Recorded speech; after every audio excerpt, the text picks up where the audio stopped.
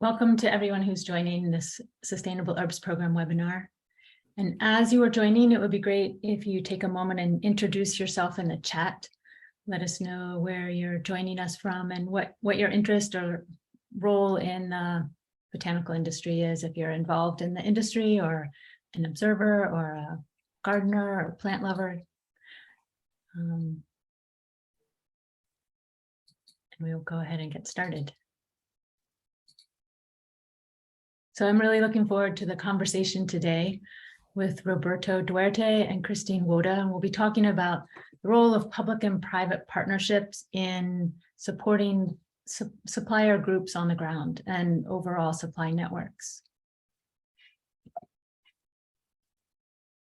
And in 2 weeks, I'll be speaking with Wilson Lau, who is the president of New Herbs, and we'll be talking about three generations of sourcing botanicals from China. And this webinar is to follow up on the webinar we had in June with Thomas Guerin, was also talking about the Chinese botanical world and the industry. And this is really a chance. It can be hard to see behind the scenes of what's happening in China. And so wanted to continue with that exploration. And you can find out how to register for that at the Sustainable Herbs Program website under webinars. And as always, these webinars, we're able to make them available for free because through the generous support of our donors and underwriters. And you can find out more information on all these companies on the Sustainable Herbs Program website. And we'll be following up next week. My goal in some of these webinars is at the webinar to have a broader discussion on the key issues. And then the following week, we'll have a invited only conversation to kind of talk and discuss some of the key points about how companies can take these ideas further. And that will be for Sustainable Herbs Program donors. And so if you're interested in joining that, please just contact me and can talk about how to make that happen. And these are also made available through the membership in American Botanical Council. And you can find out more about joining ABC at herbalgram.org. So with that brief introduction, I wanted to turn to the topic today. And first I'll introduce two speakers and then we'll jump in. So Roberto Duarte currently works at the Initiative for Sustainable Agricultural Supply Chains at GIZ in Germany. He's worked for German trade and development institutions in Peru, Brazil, and Germany. His areas of expertise comprise rural development, natural resources management, and sustainable agricultural and biodiversity-based value chains. He has extensive experience managing innovative interdisciplinary projects with public and private stakeholders from Europe, Africa, India, and Latin America. So that's really what we're going to focus and talk about today is these public-private partnerships. And Christina Woda also brings a lot of experience in this area. She's a forester focusing on biodiversity conservation and improved livelihood for local communities and indigenous people. A key experience in her professional life was leading a project to strengthen sustainability along the Styrex supply chain, which is a non-timber forest product produced in Honduras by indigenous people for the international fragrance sector. And we'll jump in and talk about that case study.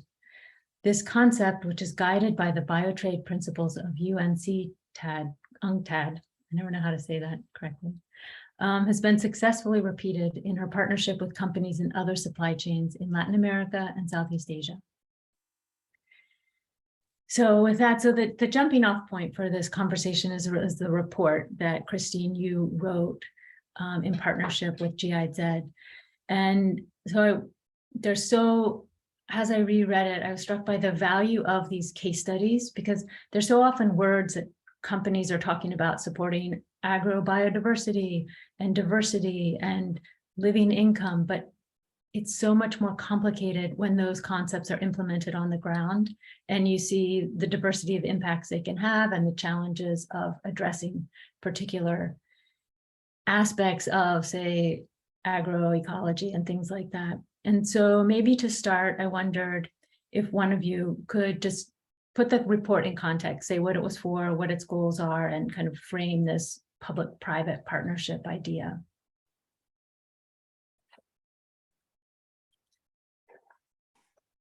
Okay, so yeah, thank you very much, Anne, for the introduction and for organizing that meeting. I'm very happy to participate here.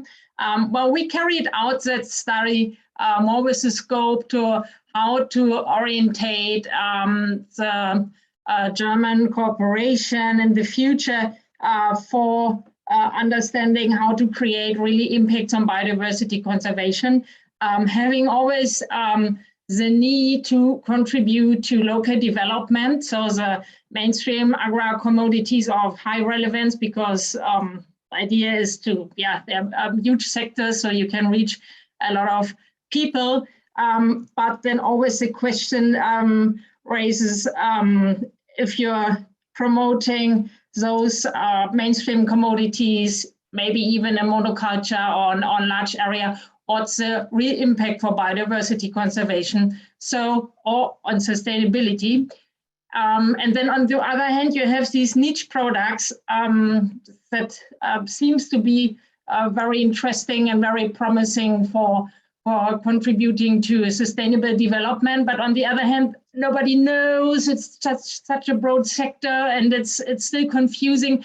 So the idea was to have a closer look on what really happens in the countries by comparing selected products of niche products and mainstream commodities, always a pair of both in each countries, and yeah, and compare the impacts on sustainability. Maybe Roberta, you would like to add.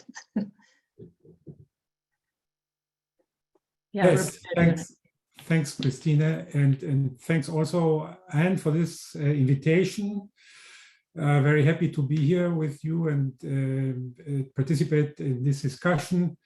And yes, as Christine said, this was an initiative from GIZ. We are a German Development Cooperation Agency. You could compare us a little bit with USAID, for example, in the States. That's also a bilateral development cooperation agency. And we work on behalf of the German government, of the Ministry for Development Cooperation in Germany, implementing projects with partner countries in the global south, in the world, in many countries. And of course, German development cooperation is led by the Sustainable Development Goals, and especially the goals number 1 and 2, no poverty, 0 hunger. Also the goals 8, decent work and economic growth. 12, responsible consumption production. 15, life on land, biodiversity, and also 17, partnerships, which are essential. And in this context, German development cooperation tries to leverage private resources, private financial resources, in order to, reach the goals together. And these public-private partnerships we're talking about, they are not necessarily meant in the way, for example, the World Bank defines them, or they are understood in some countries, also in Latin America, for example, where they often include a long-term contract between a private party and between the government to provide a service or a public asset during a time. But we are talking about development partnerships. So it's a tool of German development cooperation for reaching project-specific goals together with private companies. So we are trying to add public resources from the German government and private resources from companies in order to achieve common goals. And these can be in the agricultural sector, as Christine already mentioned, or also in the what we used to call biodiversity sector. No? So lots of the botanicals and herbs, spices, or medicinal plants are in the realm of biodiversity and ecosystems. And that's an important goal, to protect those ecosystems, but also to use them in a sustainable way. So that's where these supply chains come in, sustainable use of biodiversity. And with this study that Christine did for us, and which she did very well and could incorporate all her experience in different countries, we wanted to compare a little bit, yes, how is the fostering of those supply chains in the agricultural sector different or similar to the fostering of value chains related to botanicals in the biodiversity sector. And we try to frame it a little bit from another side. We didn't talk about biodiversity because we talk about biodiversity lots of times, and not many companies necessarily understand what that means. Much more now than 5 or 10 years ago, of course, but that's why we framed it as niche products. It's a term that you could discuss, and maybe it's not so precise or correct from every point of view, from every angle, but we just said, okay, those are niche products because they are mostly small volumes. If you compare them to cocoa or coffee or cotton, we're talking about small volumes that are going to specific market niches in Europe and in the United States. Okay, I think I've talked enough for now. That's good. Maybe to follow up on that, Christina, do you want to jump in a little bit to the report itself? And in the beginning, you were talking about the hypotheses you had around social, economic, and ecological hypotheses of what you expected to find. I don't know if you want to mention those or just dive in and talk about a particular case study, what you found, what you learned. Yeah, maybe the main hypothesis was really, and when I was working before with these niche or botanical products, I always have heard that, well, when you're working with those products, you never will create meaningful impacts because you're always just reduced to a small number of people. And so what we found within the study when promoting sustainable supply or value chain, for example, for the coffee or for the cocoa sector, we realized that the real positive impacts as well are just only for a smaller number of people, because it depends more on the technical assistance or of the intensity or the performance you're providing to those people. So even if you're trying to improve a whole sector, you're following a sector-wide approach, it's very hard to create positive impacts for all of the producers involved.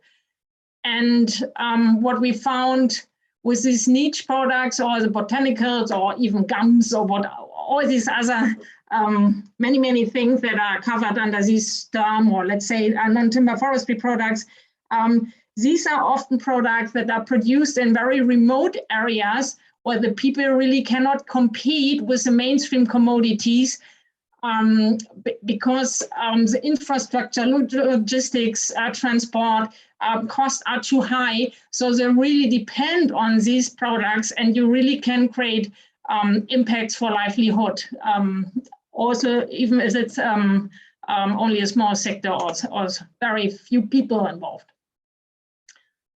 Can you continue and talk some about what you found, especially maybe in Honduras? Well, Honduras was really a interesting case because I've been working for years already in a project which was trying to, I'm saying trying to promote the conservation of a protected area through sustainable management of coffee production, cocoa production, and as well timber production. But it's a very remote area. So under these conditions, it was very hard to compete with the timber. It was mahogany, but too expensive to bring it out. and the coffee and cocoa as well had the same challenges. Cocoa today is a little bit better, but still the problems of being in a remote area. And as well, and the funny thing was that nobody even looked at the specialty what Honduras have there. They have like a monopole position on a tree gum, which is used in the fragrance sector. And it's produced traditionally by indigenous people, and today as well of other non-indigenous people. But this product was like stand by. And nobody from the German corporation looked at it because we were focusing on the mainstream commodities.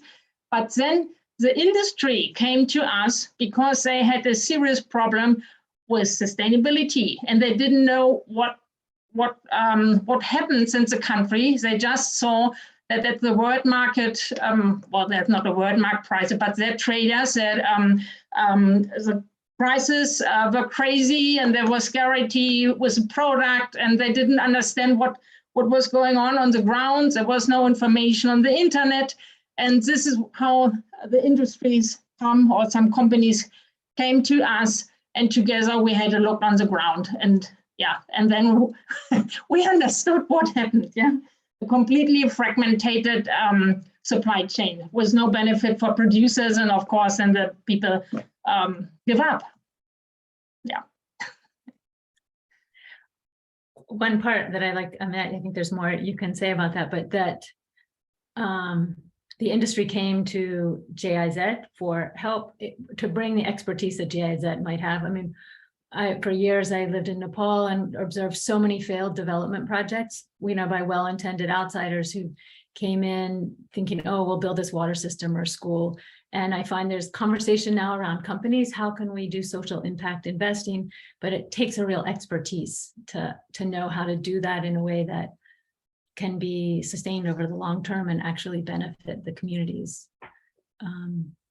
So I wonder if you could draw out a little bit more what you learned from that study. And especially I'm curious what, in reading the report, it seems that some of the benefits aren't really being sustained from the partnership once the project was done, but maybe that's not the whole story. So I wonder if you could just talk more about that. Yeah, well, maybe you were mentioning now the specific expertise of GI. That the case was that for this product, nobody had expertise, but the indigenous people who were working on it during centuries. But nobody took notice before of this product. So I think the reason why the industry came to us was to have, because there was no other entry point, neither from the public institution, neither from the forestry department. There was like an invisible product. And so they were happy to have somebody on the ground, like a structure where to step in.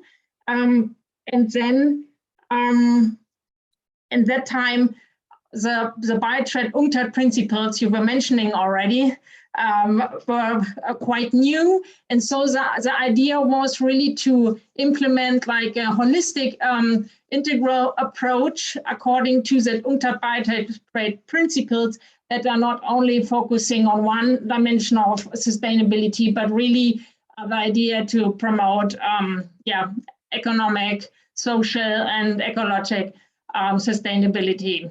And so this was the starting point, I guess, of the whole project.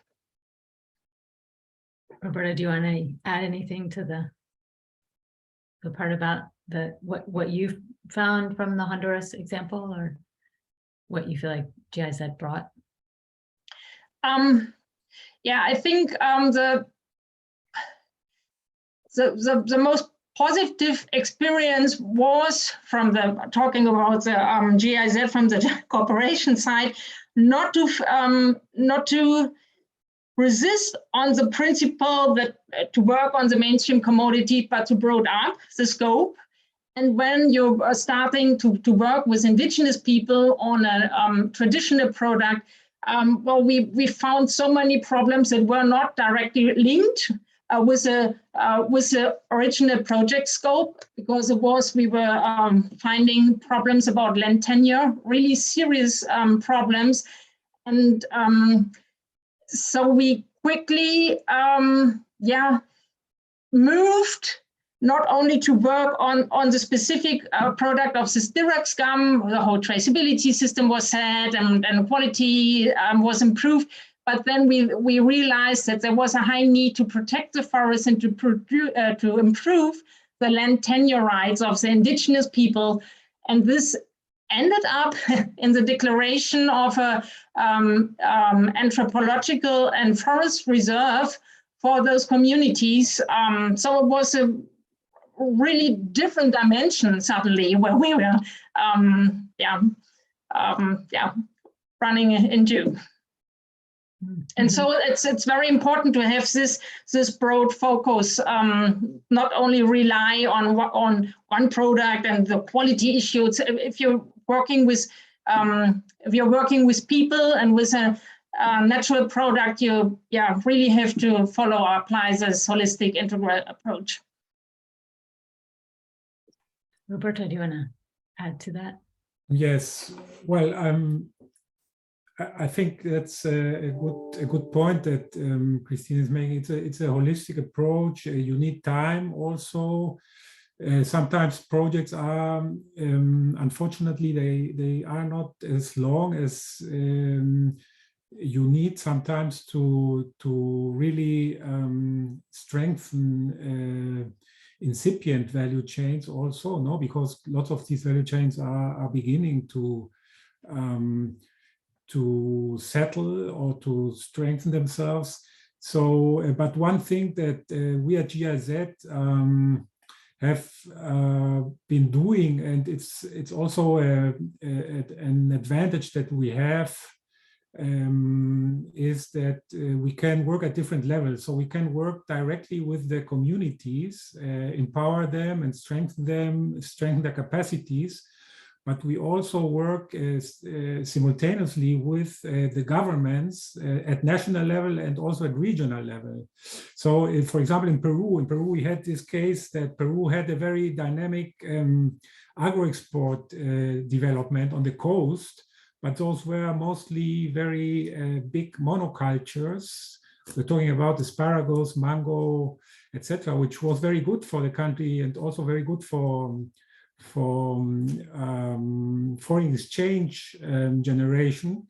And it was a very success story. But other parts of the country, which were much more difficult to access, they didn't necessarily have this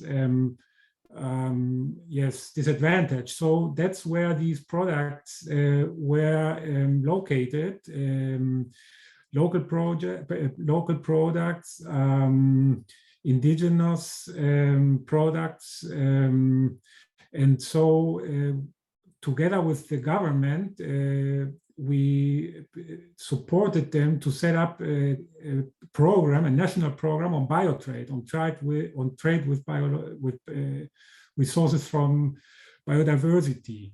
And this was also then brought down to a regional level, and we worked with regional governments also to implement those policies that were at the macro level and try to support the actors on the ground also. No? So that's a little bit one way we do it in a more holistic way. Of course, lots of projects have difficulties. Not all projects are always successful. That's an issue in development cooperation. We try to work with an impact orientation. We always have impact indicators, of course, to measure how progress is going, but it's, of course, because so many factors come into play, it's not always easy, no? Kind of following on that and things, just looking at the people in the audience, quite many people will be from companies. Can you talk a little bit about like what the partnership that you might have at GIZ with a company, what does that even look like? Or Yes, well, we have different modalities. would be a little bit too complicated, maybe too complicated to get into it. We have one is a fund. It's called Develop PPP, so it's for development partnerships. And the other possibility is to work with projects on the ground, with projects from GIZ that are already working, and those projects are funded through the project budgets themselves. Well, we've then sometimes a company approaches us, or it's like Christine also told us, they have a problem or they have a pain point regarding quality or also sustainability issues, but often it starts with quality problems, or sometimes it's over collection so that the plant could be in danger of extinction. We had this case, for example, in Peru. That's where we worked with Veleda. It's a German company on one resource that's called Rethany. And Rethany is a plant that is used for the dental industry, for toothpaste and for gingival problems. And this plant was was at the verge of extinction because of overuse. So the company approached us and we set up a plan together. The company always has to devote at least 50% of the resources that are needed to implement the project. That can be in kind, but also, of course, financial resources. Lots of times is in kind through their own personnel, for example, or by providing services they can provide, or also sometimes, lots of times, know-how. So they contribute with 50% at least, and the rest is the rest comes from GIZ, from the public funds, German public funds. And then on the basis of the plan, we work on, for example, trainings for the smallholders or the collectors so that they can reach those quality standards, or also talking about sustainable harvesting. We had the same case in Brazil, for example, with Jaborandi. It's a plant together with a German company at that time, Boehringer Ingelheim, and Centroflora, which is a Brazilian company. They later bought the business from the German company, so it's now just Centroflora working on that. It's a resource called pilocarpine that's used to treat glaucoma. And also there we worked very strongly on sustainable harvesting methods so that the resource didn't get overexploited. Well, those are some examples. Yeah. Christina, do you want to add so from the different examples that you looked at in this report or outside of the report, what have you found are some of the key lessons learned or things to think about for companies wanting to invest in some way? Well, there are many lessons actually, but I would like to start with the meanest one.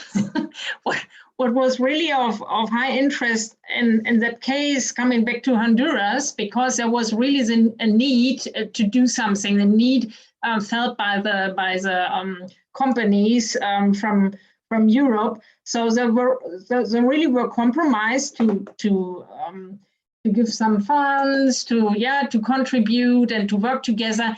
But then when it came to the point of the need of long-term contracts to give more security for the producers,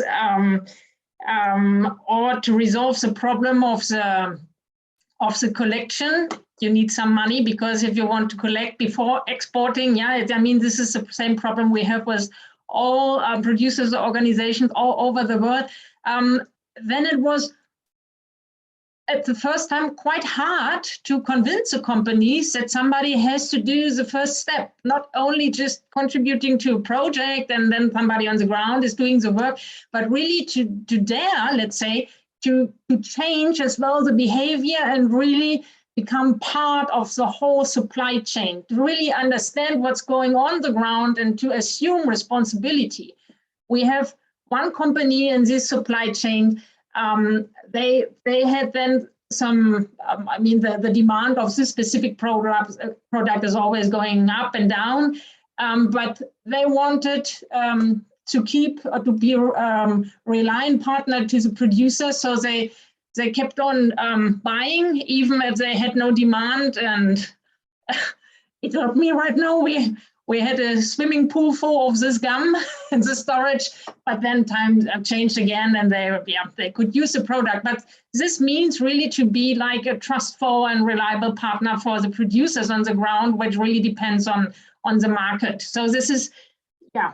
On the other hand, of course, you have to be careful not to create too high dependency just on one company. And this was very tricky as well, because the producers then found, wow, these companies are really, they're like promoted as a compromise with social responsibility. But yeah, it's never good just to depend on one company, so the market becomes too fragile. And yeah, you have to take care about market diversification, which is not easy with this kind of niche products. Yeah, yeah, and I think what companies really can contribute to in the countries where they're purchasing is to demonstrate the high value of these products, even to the public institutions. These products, as I mentioned already, are often like forgotten. And for example, in Vietnam, we had the case, which was not easy to work with public institutions, but when you show them that the interest is there to make use of the product and that contributes to local development, suddenly the doors opened. And there, the responsibility of the companies, of the international companies, is really to push towards the sustainable management, because we had that case as well, that the doors were opened so broadly that nobody took care from the public side to promote a sustainable extraction rate of the product. So yeah, so I think it's really the demonstration of the high value what the people have there in the countries, and the improvement of the using rights for those products which are often extracted from the wild and from common forest, and nobody knows exactly if it's permitted or prohibited and who takes care of its state land. And so when you're promoting traceability, you have to do the mapping, and then you can see where you're sourcing, what are the land tenure rights, and then we had some very good impacts created within some supply chains and for improving yeah, access and using rights for the people. That strikes me as one way that there, often every level of the supply chain, especially the producer groups, to implement some of these mapping requirements for traceability, especially in wild harvested plants, can be way beyond their resources capacity. And often companies also are stretched thin in that realm as well. Seems like that can be a way that these partnerships can play a role. I think in some of the examples you mentioned that where GIZ came in and helped with the capacity building, the organizational development, the sort of things that were beyond what a company could take on. I don't know if you have any more comments about that. Yeah, well, in many projects, and it's not just GIZ, fairly spoken, that's as well the Swiss corporation who's very engaged as well, and biodiversity and biotrade, although if nobody understands well what's this biotrade, what it means, industry or botanical sector. So it's quite common in both in the Swiss or German corporation to support the companies with these with the initial task of setting up of the traceability system, especially the mapping, which not sometimes can be cost intensive, but you as well can do it in a very easy way. Just go to the plot, provide the producers a mobile phone where they can mark or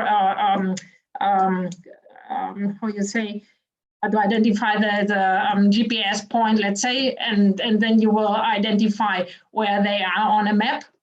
But this is really the very basic step, and my understanding for each supply chain, to understand who's involved, where they are working, where they're sourcing, or where they're extracting the plants from, and what are the legal regulation or restrictions about the extraction, but as well for the management of the plant. And yeah, this is the very basic step, and this is where this international cooperation agency can support. For example, Roberto, you might correct. No, Roberto, yes, yeah.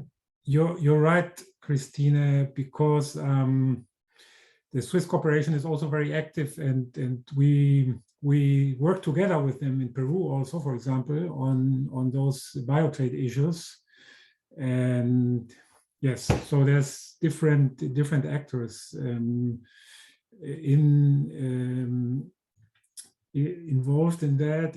Also, of course, NGOs, which are important also on the ground to get ahead with programs or with training programs, etc. So it's a sum of different actors that should contribute, that contribute to those projects. I wanted to turn to the question of certifications, and you talk a lot about that in the report as well. And I know you're working on some new research now, Christina. Can you talk some about the challenges and opportunities of certifications, what they are accomplishing, but what they're not accomplishing, and your thoughts about addressing that? Yeah, first of all, I think it's the first issue is that these sustainability certifications are often very broad, trying to cover the whole biotrade sector. And the biotrade sector by itself, for example, by UNCTAD, is defined in a very broad way as well, covering cultivated agro products, native species, non-native species, but as well these non-timber forestry products, or even animal breeding, or in some cases even other products, or let's say sustainable tourism or whatever. So it's a very broad scope, and the more broader you get, the less specific you can be. And well,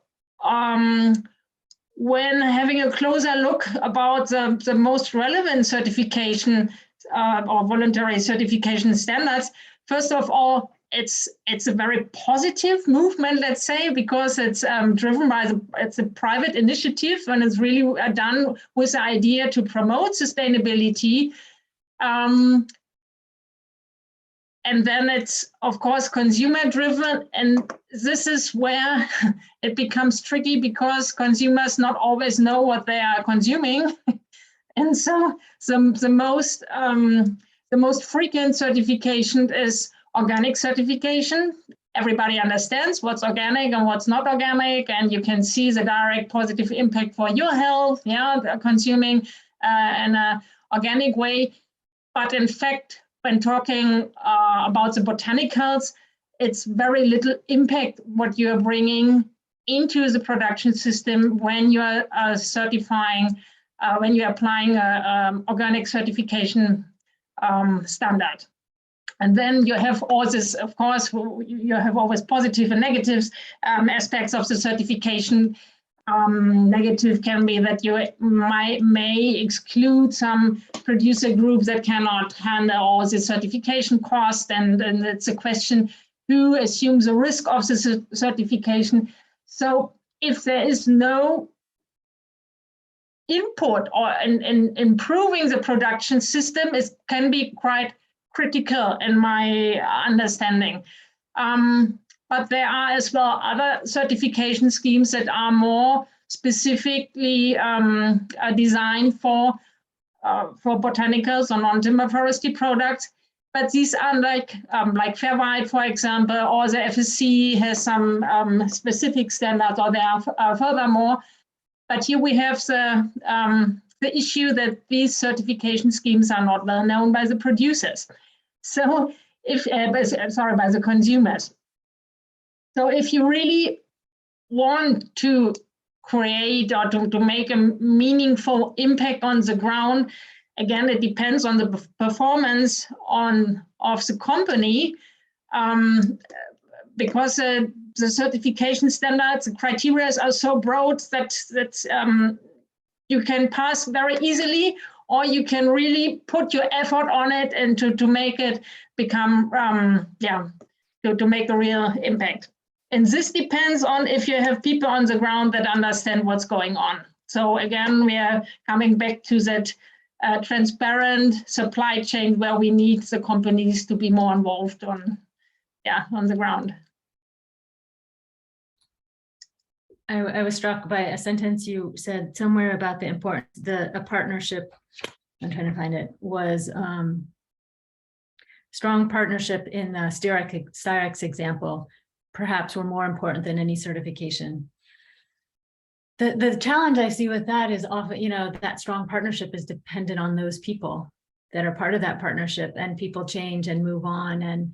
And as a company changes how to maintain, that's in a way what a certification does provide, is that broader framework of some accountability to certain standards. And so it seems the challenge in how to make those be something that actually does have those meaningful impacts, where consumers think they're having an impact, right, in the producer communities and in biodiversity and things like that.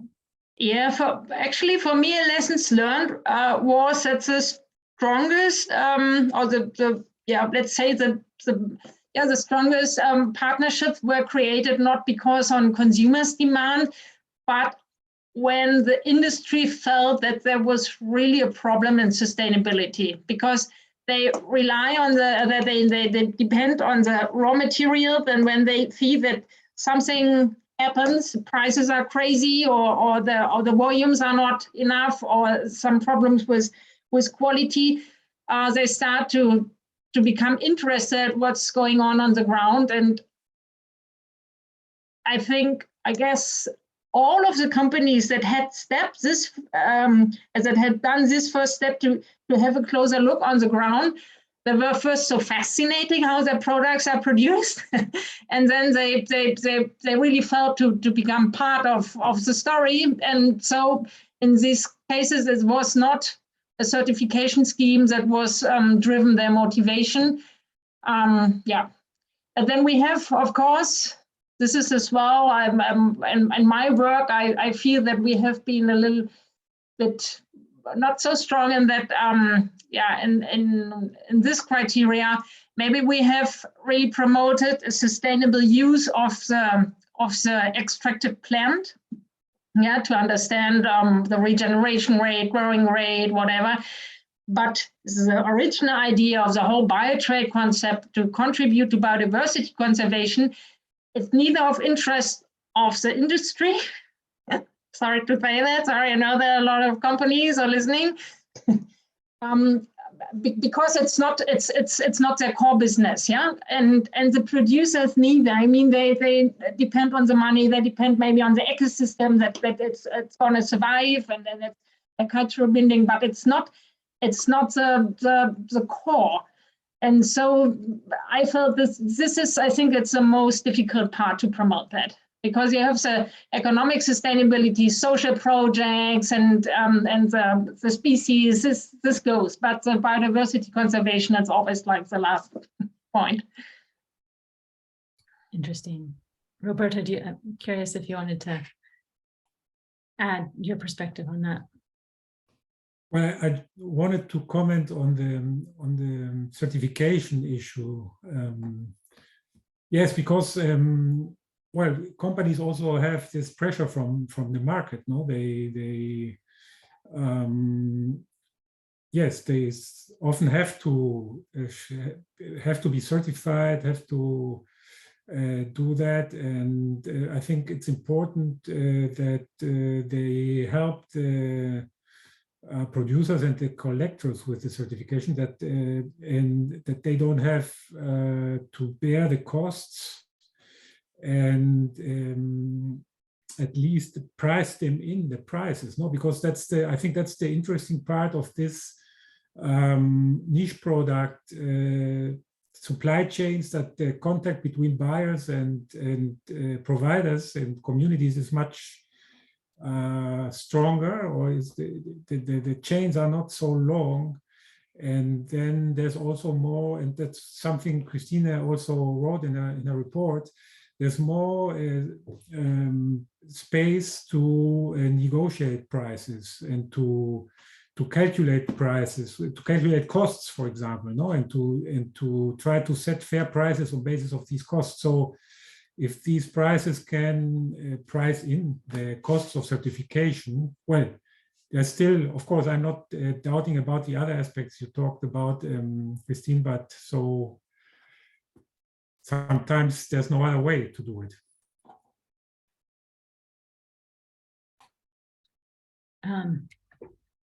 I like that key point. It seems that the contact with producers can be much stronger in the botanical industry, and really that feels like a key point that's emerging from both of you. What you're saying is that to start with that can lead to a lot of these other changes.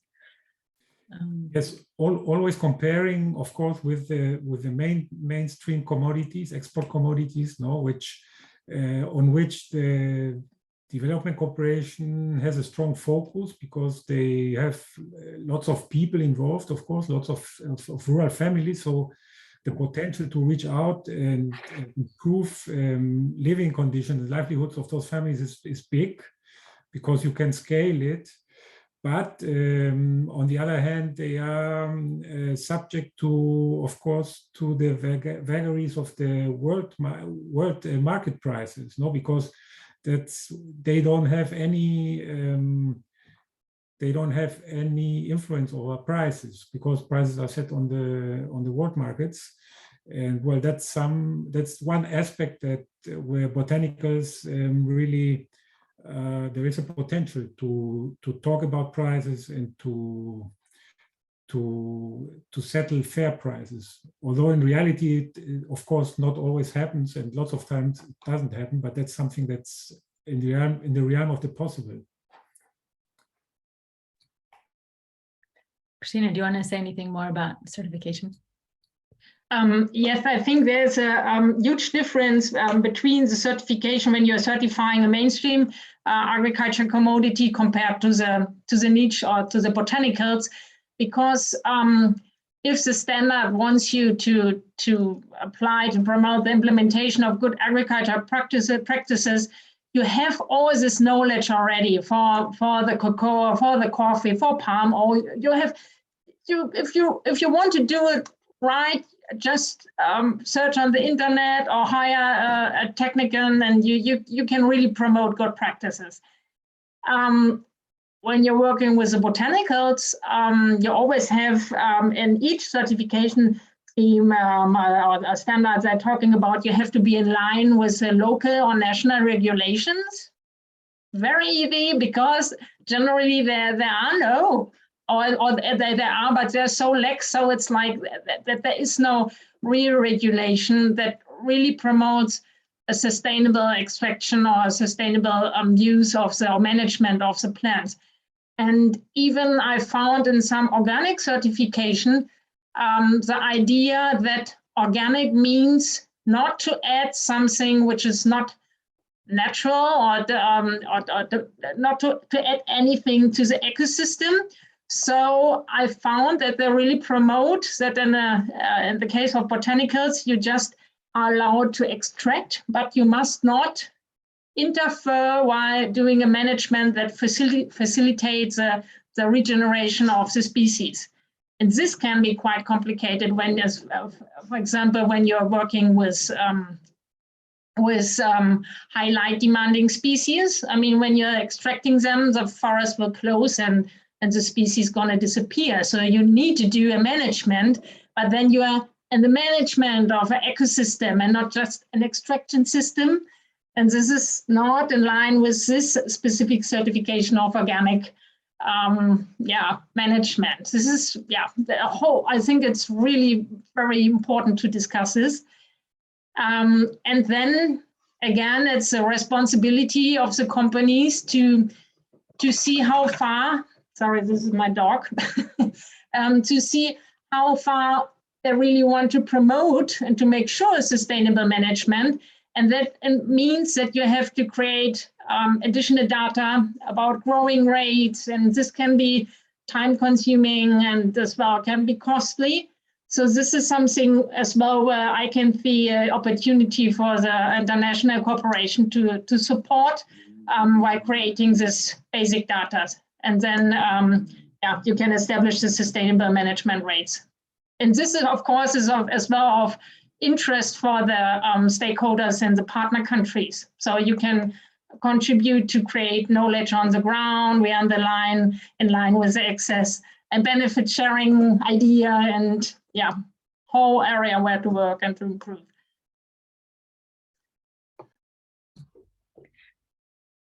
So there's one question that I wanted to kind of tweak it a bit, Roberta, and ask you. The question is about how can we ensure sustainability in exporting Indian herbs extracts, but I wondered if I don't know if you want to address that, but if you maybe could address it by talking about the work that you are engaged in the Western Ghats or somewhere in India to try and address some of these issues. Yes, I just answered by direct mail also to another question on India, if we are present in India. Yes, we have, we have a big program on climate change adaptation, especially in India. But we also have a project that's working on spices, sustainable spices and tea.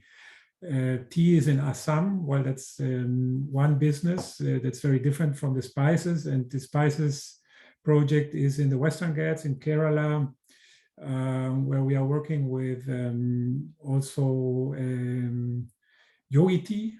I think Brian is, we have somebody here, a colleague from yogi tea also.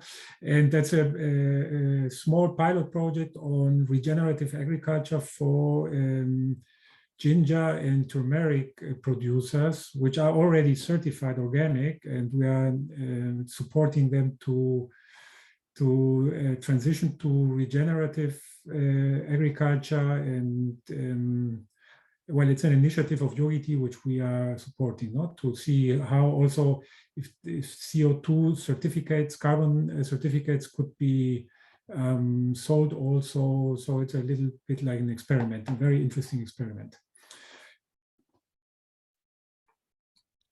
Do you have any lessons learned that you can share from that yet, or? Well, it's very early because we started 1 year ago and we had those problems related to COVID, and of course, where lots of things couldn't be done.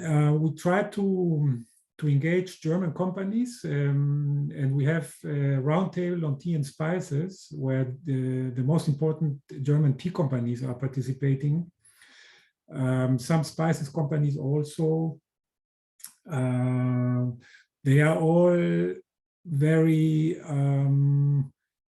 now not concerned, but yes, they are taking very seriously the issue of human rights, because we now have a German supply chain on human rights due diligence, which will get into, yes, the law will be valid from the 1st of January next year. So all German companies have to adjust to that law.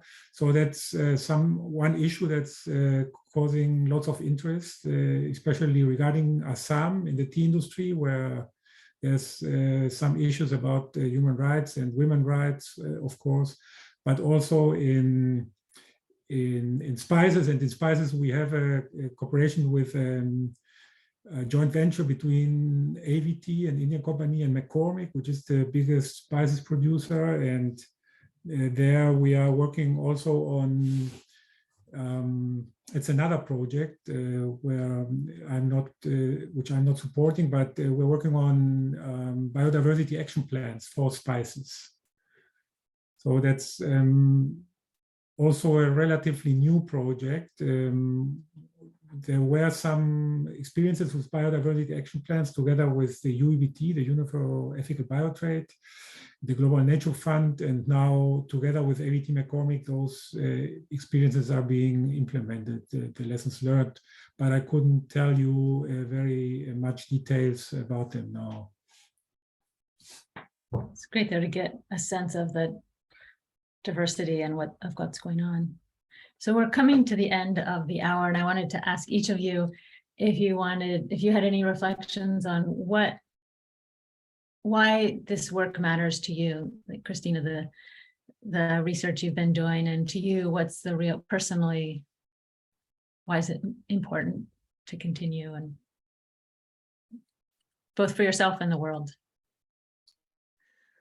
Well, I think really working with a non-timber forestry product or with a botanicals, it's really the best way of making happen the concept of conservation by giving a value to the native ecosystems. And I know that it can work, especially in the remote areas where these high valuable ecosystems are still preserved.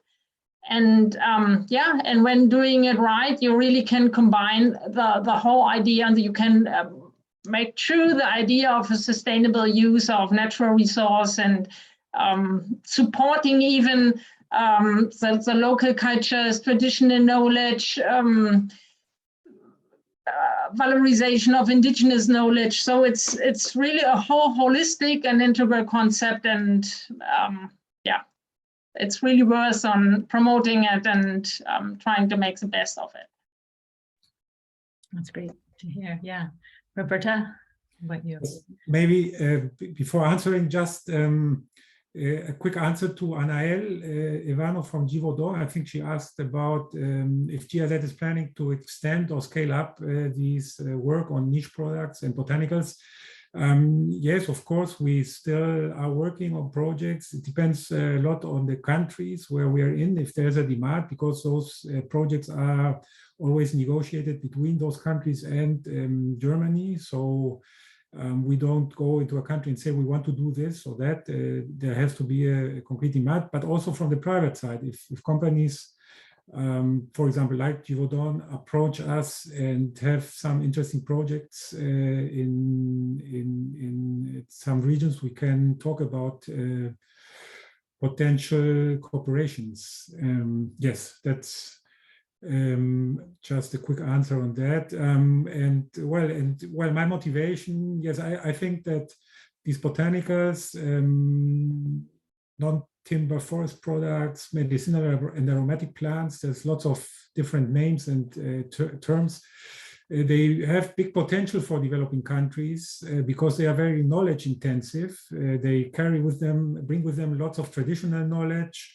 And it's a way also to intersect modern knowledge, scientific rational knowledge with traditional knowledge. And there's lots of potential to create value, to add value to resources that are in very far places in rural areas. And I think it's something that has to be worked in the long term, but has lots of potential to lift people and regions out of poverty. That's great. Both of those final comments are a real call to action for the companies that are listening in to really be inspired and take the time to do it right? Because that's also what I heard from both of you, that there's the potential, but you have to really engage. I want to thank you both so much for your time and sharing your expertise. And when I do send out the copy of the recording, I'll include a link to the report that they were talking to in this webinar. Do you have anything you want to say before? No, just thank you so much for this opportunity. And yeah, I would be so nice to be in direct communication with all these participants, but at least we can do it in a virtual way. Thank you. Yes, thanks very much, Anne, and thanks to all the participants. It was a pleasure. Thank you both. And here again, to find out more information on ABC, you can go to herbalgram.org. And thank you again all for joining.